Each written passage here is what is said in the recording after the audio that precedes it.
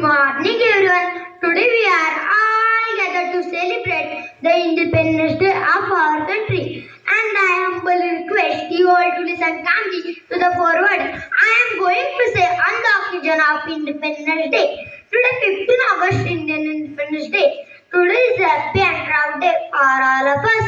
First of all, happy Indian Independence Day to all of you friends. On 15 August 1947, our country India was freed from its slavery, the British rule of our country. Exploited people were treated like slaves, many leaders and revolutionaries like Mahatma Gandhi, Lokmanya Tilak, Lala Lajpat Rai, Bhagat Singh, Chandrasekhar Azad sacrificed their lives, the great freedom from our country. These brave heroes did many agitations, there were jailed. Many went to the gallows smiling and then on the we got freedom. My salutation to all this our country and enthusiasm joy our the country and school, high school, government officer are assisted.